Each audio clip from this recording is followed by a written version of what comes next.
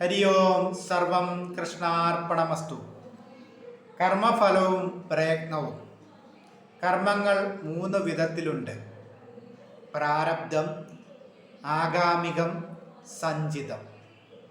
ലളിതമായ ഒരു ഉദാഹരണത്തിൽ കൂടി സാധുശീലൻ കെ പരമേശ്വരൻ പിള്ള ഹിന്ദുധർമ്മ പരിചയം എന്ന ഗ്രന്ഥത്തിൽ ഇക്കാര്യം വിശദമാക്കുന്നുണ്ട്.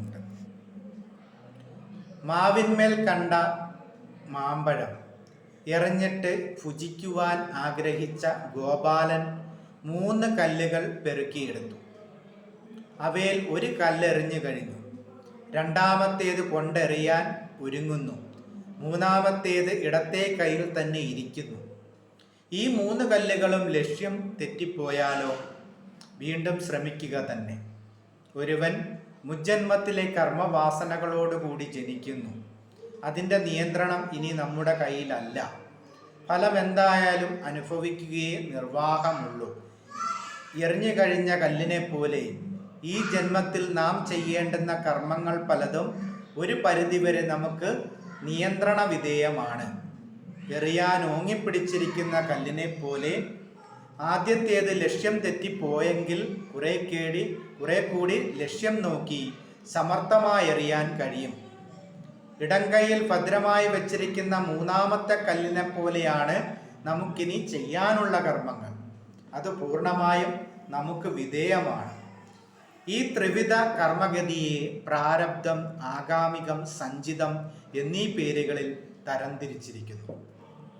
മുജ്ജന്മത്തിലെ കർമ്മഫലങ്ങൾ വാസനാരൂപത്തിലും മറ്റും അനുഭവിക്കാൻ നാം ബാധ്യസ്ഥരാണ്. ഈ ജന്മത്തിൽ ഇതേവരെ ചെയ്ത കർമ്മഫലങ്ങൾ അവയിൽ പലതും വേണമെങ്കിൽ നമുക്കിനിയും മാറ്റാവുന്നതാണ്. ഏകദേശ ഫലങ്ങൾ അനുഭവിച്ചും കഴിഞ്ഞിരിക്കും. ഇനി ചെയ്യാനിരിക്കുന്ന കർമ്മങ്ങൾ അവ എങ്ങനെ ചെയ്യണമെന്ന് തീരുമാനിക്കുവാനും പ്രവർത്തിക്കുവാനും നമുക്ക് പൂർണ്ണ സ്വാതന്ത്ര്യമുണ്ട്. ഒരുപക്ഷെ മുമ്പ് ചെയ്ത സത്കർമ്മ ഫലങ്ങളെയോ ദുഷ്കർമ്മ ഫലങ്ങളെയോ തേച്ചുമായ്ച്ച് കളയാനും ഇനിയുള്ള തീവ്രയത്നം കൊണ്ട് സാധിച്ചേക്കാം. എന്നാൽ എല്ലാം കർമ്മഫലമെന്ന് കരുതി, വിധി എല്ലാം നൽകുമെന്ന് കരുതി നിഷ്ക്രിയരായിരിക്കുകയും അരുത്.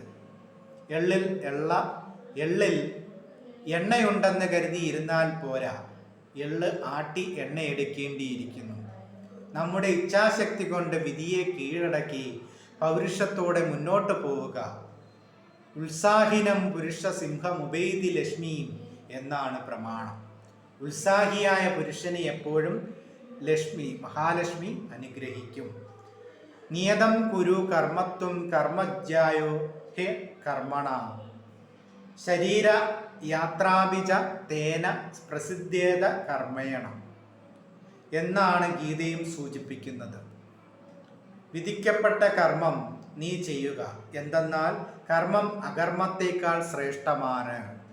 കർമ്മം ചെയ്യാതിരുന്നാൽ നിനക്ക് ശരീര സംരക്ഷണം പോലും സാധിക്കുകയില്ല.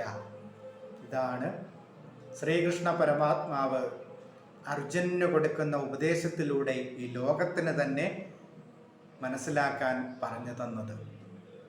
ഹരി ഓം സർവം കൃഷ്ണാർപ്പണമസ്തു.